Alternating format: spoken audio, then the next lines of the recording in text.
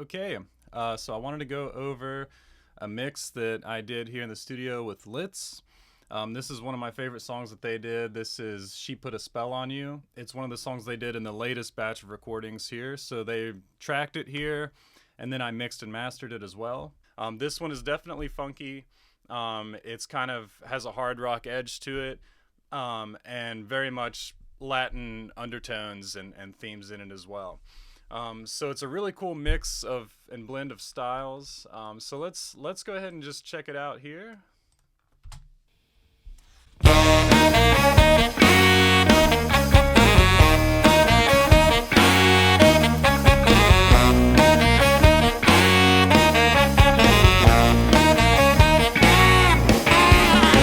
Staring into the mirror, the words are oh so clear.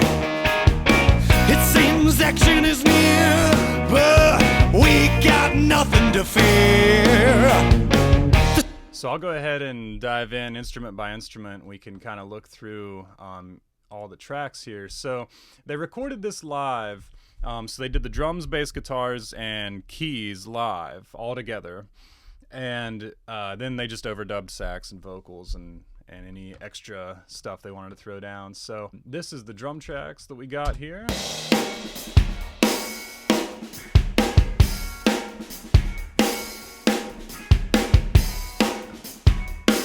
Really happy with the drum tones that we got here. And if we zoom in on this snare,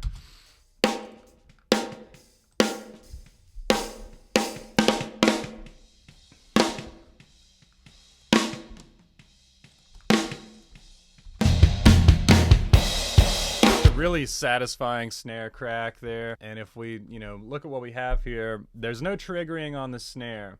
Obviously have a gate on here and just EQ and compression. And it was also compressed and EQ'd going in. So there's sort of layers on layers of effects on a lot of this stuff.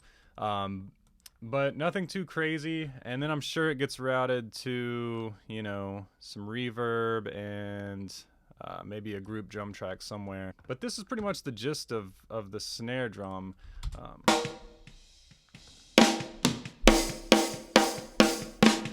Here's without the gate.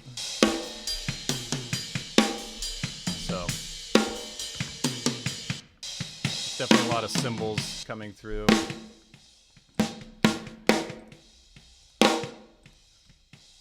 Let's add in the overheads.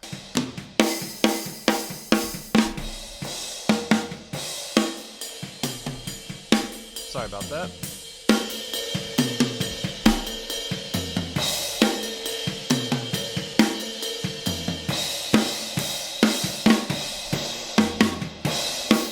And kick drum.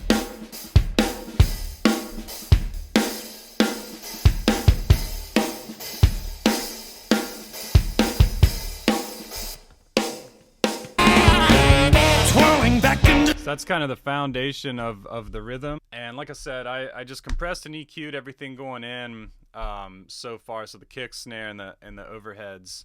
The overheads, we just did an XY mic configuration right over top of the drum kit, over the cymbals. Nick plays a pretty standard kit, so nothing too crazy with a lot of cymbals or toms or anything. So I thought that served very well. It kept everything in phase and had a nice clean overhead. So this is just the overheads.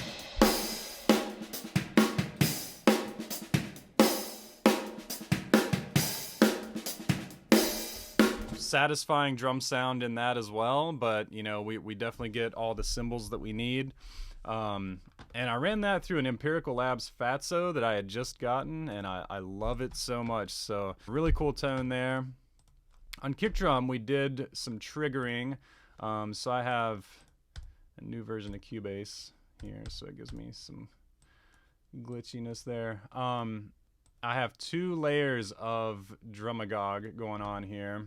I liked the sound of this drum trigger, but then I wanted to add a little oomph with this one. So I did a couple layers there, and I think it fits really well in the mix. Changing the tide under the ride. So Again, this song has a hard edge to it, you know, and I was trying to get those like hard rock sounding, like big sounding drums. At the same time, it needed to be funky and tight. So, you know, I was trying to accomplish all of that with these drum tones. So I think I got a pretty fat kick drum sound, but, you know, at the same time, the drums are light enough that they during those verses, they could still be kind of funky and not too big and overpowering. We have a room mic here. I just did one room mic. Sometimes I do a stereo thing. This was an AKG C414 condenser in the hallway, like outside of the tracking room, I think with the door closed, so this is like in another room.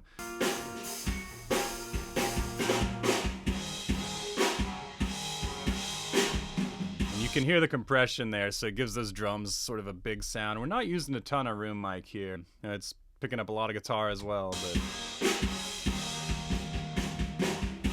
here's without the compression.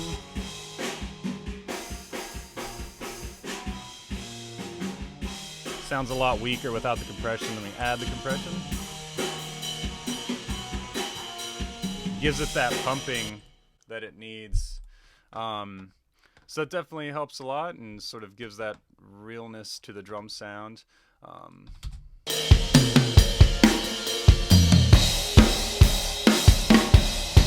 Then we can add in Logan.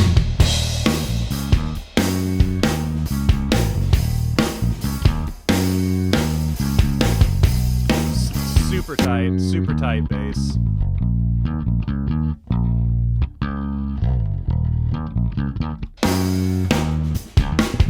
Just killer. And I mean, we can look again here. So when they tracked this live, and you know, these are the takes we had to do with Logan. So this basically was one big long take all the way through, and then I think he had to patch in like this one little section. So for his bass tone, this is DI, so I typically DI bass, and there was no, you know, there was no amp in his signal chain.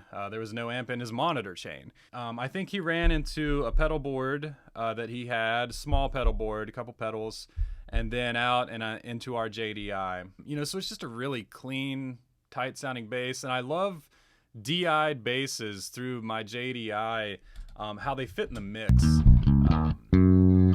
They have just the right amount of low end, but it's not like overpowering. So Logan, you know, kind of comes from a punk rock background, as do I, and we love that clinky, chingy kind of bass tone. I love that. I love all the highs in there. So he's got a good amount of highs in there, and I think I actually shelved some out here. Here's without. It's a little buzzy, you know, so I just shelved out a little bit of that stuff. And I thought we got a really cool, well-rounded, balanced bass tone. So I was really happy with that. Then we move on to Dan here on guitar. So this is one of the songs that we had, you know, sort of less guitar tracks on. Some of the other songs had more, you know, like 2 rhythm tracks all the way through, and then plus solos and leads and stuff. This was pretty much just one guitar track. And I'm really happy with his tone as well.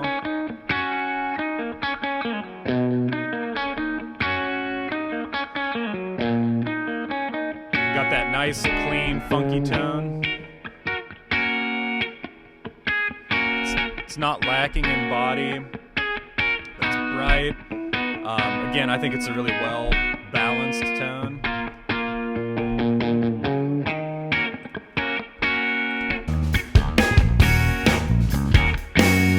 Really funky, really clean.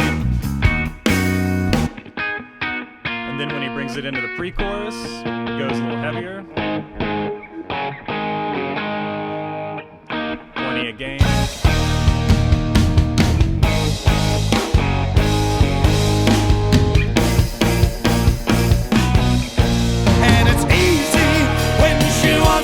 So I love the range of tones that he got there on guitar. Again, I love those clean tones. They just, you know, they're not too bright, but they're punchy and they're funky, and they have that sort of low mid body to them. Not sure what we did on EQ. Looks like just notched out some of the troublesome frequencies. And sort of these are like a lot of times the frequencies that sort of ring in your ear. So just notch those out a little bit, and actually a pretty good bit, 6 and 7 plus decibels. And really happy with that. And then when it kicks into that heavy pre-chorus, it's not too heavy. The guitar isn't like fuzzy or noisy. It kind of just has that drive to it, that little bit of that edge to it, but it's still sort of smooth sounding. So really happy with that. And then we got a lot of that edge in keys too. He sort of had this distorted synth sound. So here's the keys.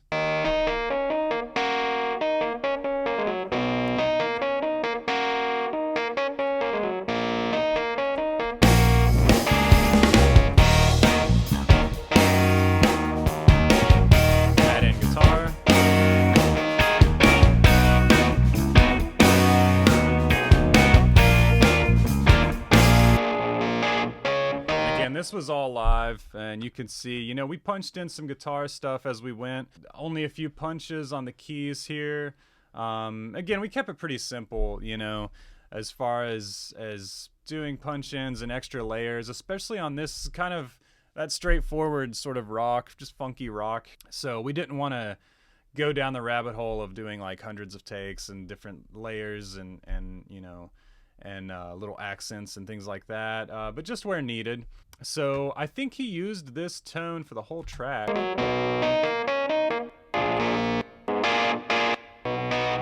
yeah, he just kept it simple. And again, on a lot of I could pull up other Litz songs that he has like crazy different synths and pianos and all kinds of different effects. But this one again was pretty straightforward, which I think serves the song well. So one thing we did do is this extra track. So this is one of the last things we did during the day.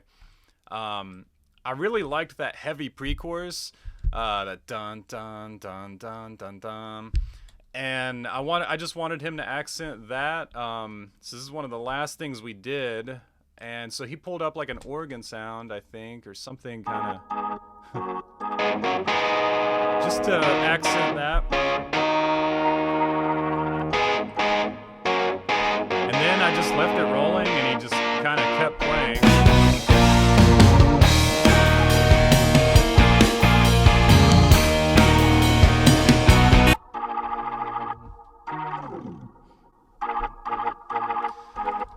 Cool. We let it roll for a minute and said, yeah, we'll keep that too. Awesome. So again, we just kind of kept it simple and just had Austin, just being really solid. And as the songwriter on this, knowing what to do exactly, even sort of improvised. And then we have vocals. Staring into the mirror, the words are oh so clear. And not it seems action either. is near, but we got nothing to fear. The star, she sleeps in the sky, two guns in hand by her side. A little EQ just to notch out a couple frequencies that were troubling. Ended up with a really cool tone there as well. I think this was on a U87. And, he has that naturally kind of raspy voice, again, that I think serves the song well. It has a little bit of edge to it. I think we did a couple takes here, and it looks like we kind of warmed up here maybe at the beginning of the vocal session, doing a few takes and then sort of redoing those. And then once he got his groove, sort of just did a couple takes and patched in a word or two where needed. So like right here. What it seems, a bag of tricks by your side, always changing the tide. So there's not a lot of punching in here either. This is pretty straight through. Looks like Nick did percussion here. Again, this is definitely bringing out that Latin vibe of the song. Let's see what we got here. So Gonna die, and it's easy. Congas and tambourine.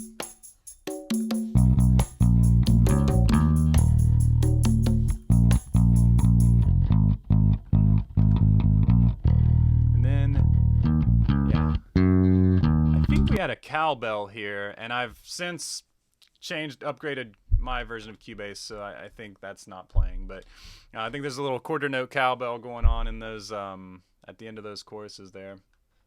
But yeah, you know, Nick was originally a percussionist and the percussionist of the band. So when it comes time to add a little percussion layer, you know, he just nails it and got a really great conga tone and really knows what he's doing. And then I just kind of chopped out,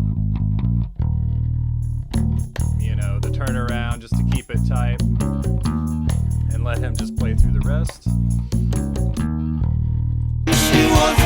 So we have everything. And it's easy when she wants it. It's easy when she sees it through.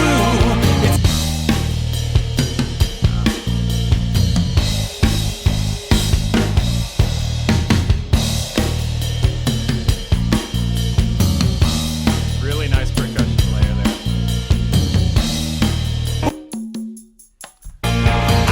Definitely a nice addition to the mix there. And it just kept it low in the mix. Then we have, I skipped over the backup vocals here. We did authentic backup vocals with Nick and Dan, and I think Logan did some. I know he did all of his parts on the other songs. Let's see what we got here. So high. So I put some effects on them just to differentiate them in the mix from the main vocal, but yeah. So high. Another trip. The girl is never gonna die. And it's easy when she wants it. And it's easy when she sees it through. It's easy when she wants it. I think that. So definitely a nice layer to have in those choruses as well. And a nice harmony there. And then that pretty much brings us to sax. When we did sax, we tried a couple different mics and we sort of wrestled with different tones.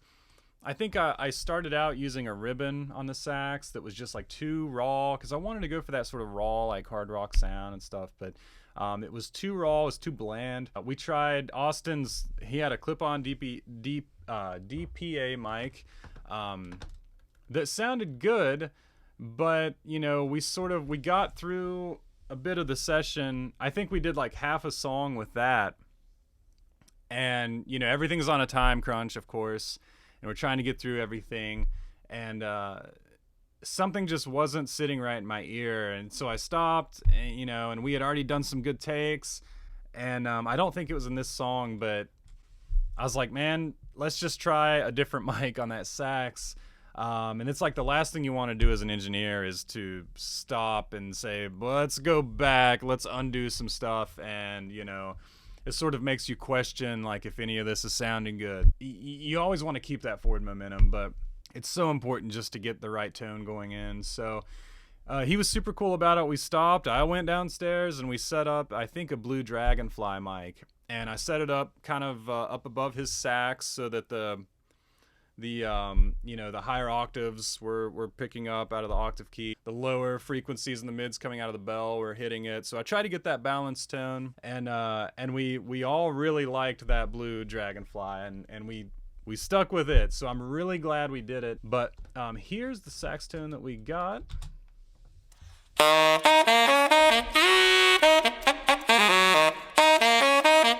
Really tight, funky, poppy kind of sound.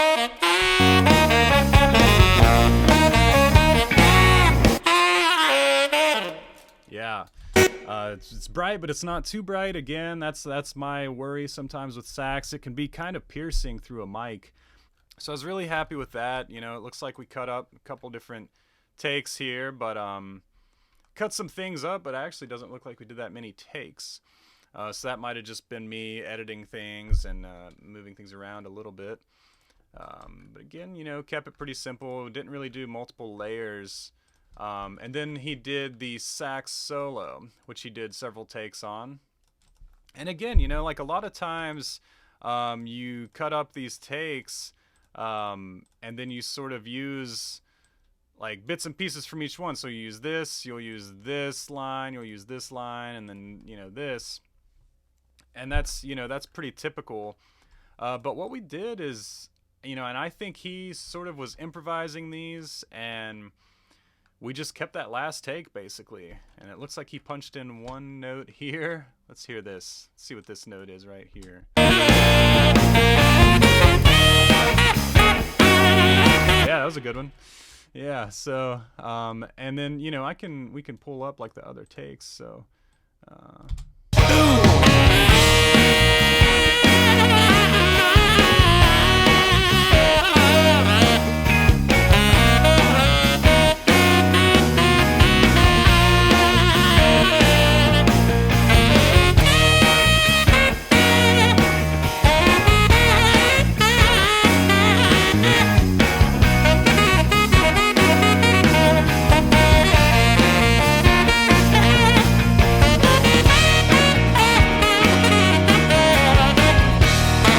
so he definitely has, you know, that style to his playing, and all of these takes have that.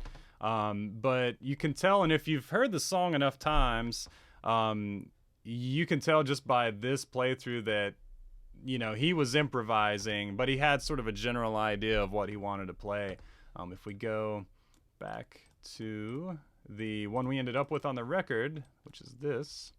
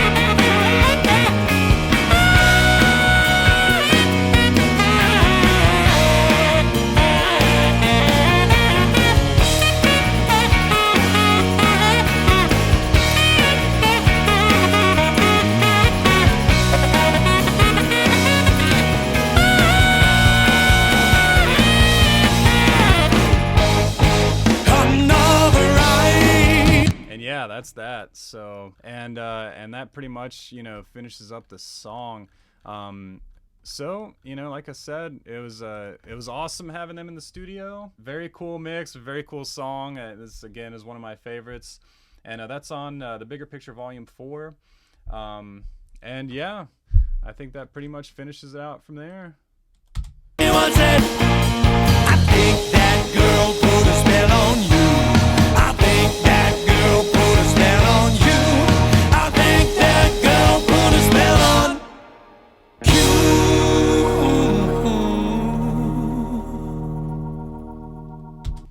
Cool. So thanks for checking it out.